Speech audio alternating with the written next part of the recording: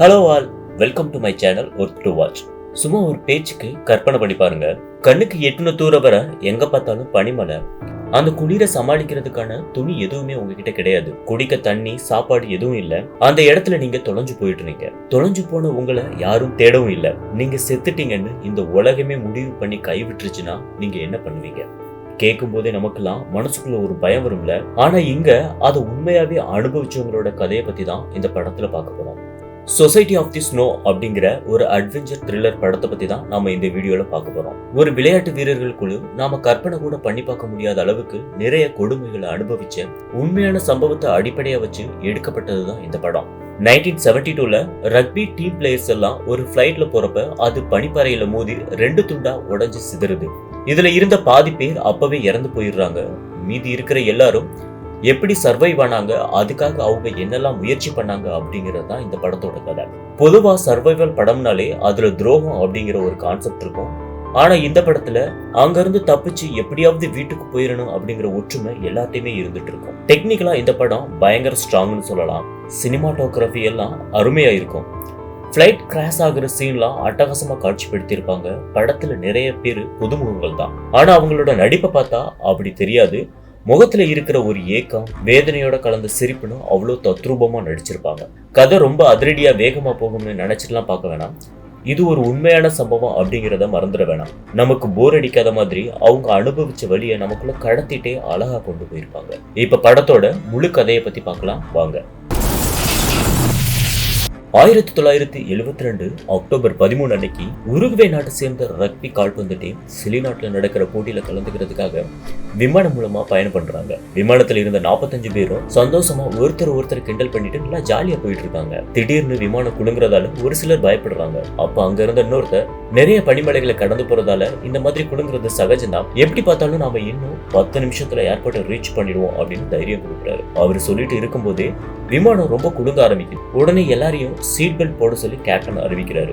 அடுத்த கொஞ்ச நேரத்துல எதிர்பாராத விதமா புயல் காத்துல சிக்கிற விமானம் அங்க இருக்க பனிமலையில மோதி 2 துண்டா சிதறி வெவ்வேறு இடத்துல விழுது. எந்த பக்கம் திரும்பினாலும் ஒரே அலறல் சத்தமா கேக்குது. நிறைய பேர் இறந்திருக்காங்க. உயிர் பிழைச்சவங்களையும் நிறைய பேருக்கு ரொம்ப மோசமா அடிபட்டு இருக்கு. இதுல இருந்து ஒவ்வொரு ஆளையும் காப்பாத்திட்டு இருக்கும் போதுதான் நைட் அவங்களோட நிலைமை இன்னும் ரொம்ப மோசமாக போகுது அப்படிங்கறத எச்சரிச்சுட்டு விமானியை செத்துட்டுறாரு.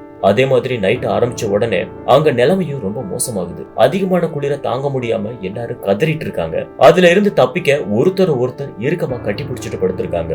ஏதாவது கேப் இருந்தா ரொம்ப குளிருமேனு இறந்து போனவங்களோட புணங்களையும் சேர்த்தே கட்டி பிடிச்சிருக்காங்க. இந்த குளிர்ல தூங்க முயற்சி பண்ணா நீங்க உறைஞ்சு செத்து போயிருவீங்க. அந்த அளவுக்கு ரொம்ப மோசமான ஒரு குளிர். இதனால எல்லாரும் தூங்காம இருக்காங்க. மறுநாள் காலையில விடிஞ்சிருது. சூரிய ஒளி பட்டதும் வெளியில போய் பாக்குறாங்க. ஆனா கண்ணுக்கு எட்டுன தூர வர எங்க பார்த்தாலும் பனிமலைகளா இருக்கு. இதுக்கிடையில இந்த விபத்துல இருந்து தப்பிச்சிருந்தாலும் நைட்டு குளிர் தாங்க முடியாம ஒரு சிலர் இறந்திருக்காங்க. அவங்க எல்லாரோட உடல்களையும் வெளியில தூக்கி போட்டுட்டு உடஞ்சிருந்த விமானத்தை தங்குறதுக்கு ஏத்த மாதிரி தயார் பண்றாங்க. பசி தாங்க முடியாம இருந்த ஒரு சிலர் அங்க இருந்த பனிக்கட்டியை சாப்பிடுறாங்க. அப்ப சூட்கேஸ பிரிச்சு பார்த்தா கொஞ்சம் தின்பண்டங்கள்லாம் கிடைக்குது. அதை எல்லாரும் சமமா பிரிச்சு சாப்பிடுறாங்க. இந்த வேலையில பார்த்துட்டு இருக்கும் போதுதான் தூரத்துல ஹெலிகாப்டர் வர சத்தம் கேக்கு. இவங்களும் உதவி கேட்டு கத்தி பாக்குறாங்க. ஆனா எந்த பதிலும் வரல. அன்னைக்கு நாள் முடிஞ்சு மறுபடியும் இருட்டிருது. அவங்க கிட்ட இருந்த பொருட்கள் எல்லாத்தையும் ஒன்னா சேர்த்து இறுக்கமா கட்டி ஒரு சுவர் மாதிரி மாத்திடுறாங்க. ஆனா எந்த மாற்றமும் இல்ல. அதே மாதிரி குளிர் தாங்க முடியாம எல்லாரும் துடிச்சுட்டே இருக்காங்க. மறுநாள் காலையில எந்திரிச்சதும் இருந்த லக்கேஜ் எல்லாத்தையும் ஹெலிகாப்டருக்கு தெரியற மாதிரி அடுக்கி வைக்கிறாங்க. கொஞ்ச நேரத்துல மறுபடியும் ஹெலிகாப்டர் சத்தம் கேக்குது. இவங்க எல்லாரும் கத்தி பாக்குறாங்க. ஒரு சிலர் கண்ணாடியை வச்சு சூரிய ஒளிய ஹெலிகாப்டர் மேல அடிக்க முயற்சி பண்றாங்க. ஆனா அவங்க நினைச்சது எதுவுமே நடக்கல. இவ்வளவு ஏற்பாடு பண்ணியும் ஏன் எந்த பதிலும் கொடுக்க மாட்டேங்கிறாங்க அப்படிங்கிற சந்தேகம் இவங்களுக்குள்ள இருந்துட்டே இருக்கும். 3 நாள் முடியுது.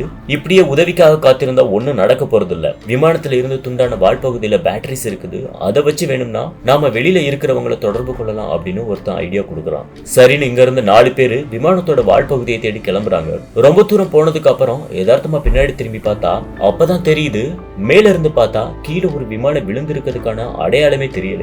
இங்க இருந்தே ஒண்ணும் தெரியலையே, அப்ப ஹெலிகாப்டர்ல இருந்து பார்த்தா நிச்சயமா ஒண்ணுமே தெரியாது அப்படிங்கிறது அப்பதான் அவங்களுக்கு புரியுது. இதுக்கு இடையில தூரத்துல இருக்க ஒரு மலையில பனி சறுக்க ஆரம்பிக்குது. அதை பார்த்தது எல்லாரும் விமானத்துக்கே திரும்பிடுறாங்க. இப்படியே 7 நாட்கள் கடந்து போயிடுச்சு. பசி தாங்க முடியல. இதுக்கு மேல என்ன பண்ணலாம் அப்படின்னு எல்லாரும் பேசிட்டு இருக்காங்க. அப்போ அங்க ஒருத்த மட்டும் பேசாம வெளியில இருக்கிற புணங்களை சாப்பிடலாம் அப்படின்னு சொல்றான். ஆனா அதுக்கு அங்க இருக்க எல்லாரும் எதிர்ப்பு தெரிவிக்கிறாங்க. இன்னும் நாள் கடந்துட்டே போகுது. பசியில கைக்கு கிடைச்ச எல்லாத்தையும் சாப்பிட ஆரம்பிக்கிறாங்க. 9வது நாள் பசி தாங்க முடியாம ஒரு சிலர் இறந்தவங்களோட உடம்ப துண்டாக்கி அதை வெயில காய வச்சு சாப்பிட ஆரம்பிக்கிறாங்க. மத்தவங்க எல்லாம் அது பெரிய பாவம்னு சொல்லி பசியை கண்ட்ரோல் பண்ணிக்கிறாங்க. ஒவ்வொரு நாளும் இந்த மாதிரி ஏதாவது ஒரு உதவி வந்துராதா அப்படின்னு தேடிட்டே இருக்காங்க. அப்போ ஒரு சூட்கேஸ்ல இருந்து அவங்களுக்கு ஒரு ரேடியோ கிடைக்குது. அதை ஆன் பண்ணி நியூஸ் கேட்கும் போது 10 நாளா தேடியும் காணாம போன விமானத்தோட எந்த பாகத்தையும் கண்டுபிடிக்க முடியாதால இப்போதைக்கு தற்காலிகமா தேடும் பணியை நிறுத்துறதா அறிவிப்பு வருது. இதை கேட்டதும் ஏதோ கொஞ்ச நம்பிக்கையில இருந்த எல்லாரும் அப்படியே உடைஞ்சு போயிடுறாங்க. இதுக்கு மேலேயும் நாம உயிரோட இருக்கணும்னா வேற பலி இல்லைன்னு மிச்சம் இருந்த கொஞ்ச பேரும் இறந்தவங்களோட பணத்தை சாப்பிட ரெடி ஆகுறாங்க. ஒரு சிலர் அப்படியே சாப்பிட ஒரு மாதிரி இருக்குன்னு ஐஸ்குள்ள வச்சு சாப்பிடுறாங்க.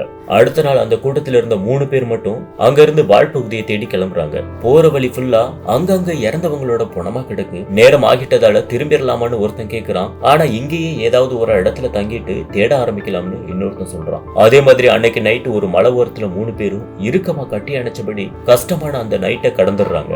இந்த மாதிரி ஒவ்வொரு பகுதியா போய் தேடி ஏதாவது ஒரு வழி கிடைச்சிடாதான்னு போராடுறாங்க. ஆனா இன்னும் அவங்களுக்கு எந்த பலனுமே கிடைக்கல. 19வது நாள் நைட்டு மிச்சம் இருக்கிற 27 பேரும் சந்தோஷமா பேசி சிரிச்சிட்டு இருக்காங்க. அப்போ ஆரம்பிக்கிற லேசான பனிப்புயல் விமானத்தை குலுக்கி லக்கேஜ் எல்லாத்தையும் சரிச்சு விடுது.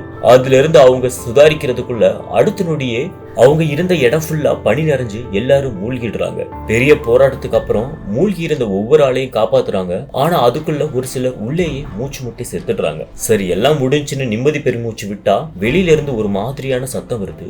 எங்க இருந்து வருதுன்னு எல்லாரும் எட்டி பாக்குறாங்க. அப்ப மிகப்பெரிய ஒரு பனிச்சரிவு அப்படியே மலை போல குமிஞ்சு இவங்களோட விமானத்தையும் ஒட்டுமொத்தமா மூழ்கடிக்குது. ஆனா அதிர்ஷ்டவசமா ஏதோ ஒரு சின்ன துளை மூலமா இவங்களுக்கு ஆக்சிஜன் மட்டும் கிடைச்சிட்டே இருக்கு. வெளியில பனிப்புயல் ஓயாம இருந்ததால உள்ளேயே 5 நாள் மாட்டிக்கிறாங்க. இதுக்கிடையில பசி தாங்க முடியாம உள்ள இறந்து கிடந்தவங்களோட உடலையே சாப்பாடா எடுத்துக்கிறாங்க. இந்த கொடுமையை பார்க்க முடியாம உள்ள இருந்த ஒருத்தன் மேல குமிஞ்சிருந்த ஐஸ் கட்டி எல்லாத்தையும் உடைச்சிட்டு வெளியில வர பாக்குறான். அவன் ரொம்ப ஆக்ரோஷமா வேலை பார்க்கறத பார்த்த மத்த எல்லாரும் பயப்படுறாங்க. ஆனா அதிர்ஷ்டவசமா கொஞ்ச நேரத்திலேயே அவன் வெளியில போறதுக்கான பாதையை உருவாக்கிடுறான். அது மூலமா எல்லாரும் வெளியில வந்து நிம்மதி பெருமூச்சு விடுறாங்க. ஆனா இதனால என்ன யூஸ்? எப்படி பார்த்தாலும் மறுபடியும் இருட்டினதுக்கு அப்புறம் அதே மாதிரியான நிலைமையை தான் அவங்க எல்லாரும் சந்திக்க போறாங்க.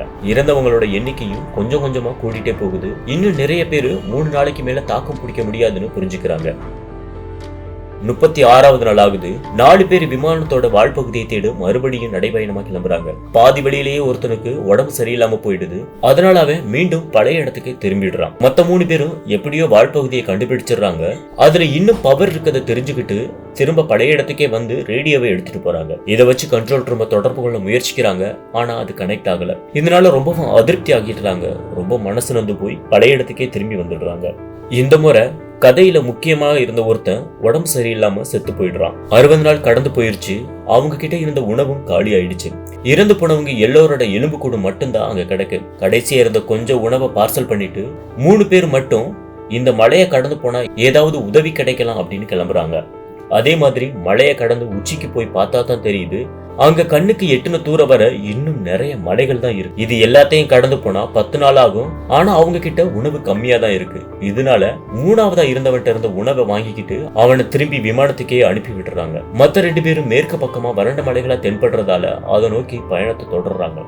71வது நாள் ஒரு அருவியில தண்ணி குடிச்சிட்டு இருக்கும் போது அந்த பக்கமா ஒரு போலீஸ் அதிகாரி குதிரையில இருக்கிறத கவனிக்கிறாங்க. உடனே 2 பேரும் இந்த பக்கத்துல இருந்து உதவி கேட்டு கத்த ஆரம்பிக்கிறாங்க. இதை கவனிக்கிற அந்த போலீஸ் மேலிடத்துக்கு தகவல் கொடுத்து உடனே அவங்களை காப்பாத்துறதுக்கான வேலையை ஆரம்பிக்கிறாங்க. உயிர் பொழைச்சிருக்க எல்லாரோட பேரும் ரேடியோல அறிவிக்கிறாங்க. அடுத்த கொஞ்ச நேரத்துல உயர் அதிகாரிகள், பத்திரிகைக்காரங்க, விபத்துல பாதிக்கப்பட்டவங்களோட சொந்தக்காரங்க எல்லாருமே அந்த இடத்துல குவியறாங்க. 2 ஹெலிகாப்டர் விமான விபத்து நடந்த இடத்துக்கு போகுது. ஹெலிகாப்டர் வரதை பார்த்துட்டு அங்க கடைசியா உயிரோட இருந்த 15 பேரும் சந்தோஷத்துல துள்ளி குதிக்கிறாங்க. கடைசியில அவங்க எல்லாரையும் பத்திரமா விட்டு ஆஸ்பத்திரியில சேர்க்கிறாங்க. அங்க இவங்க யாருமே எதிர்பார்க்காத அளவுக்கு மிகப்பெரிய வரவேற்பு கிடைக்குது. இதோட இந்த படமும் முடியுது.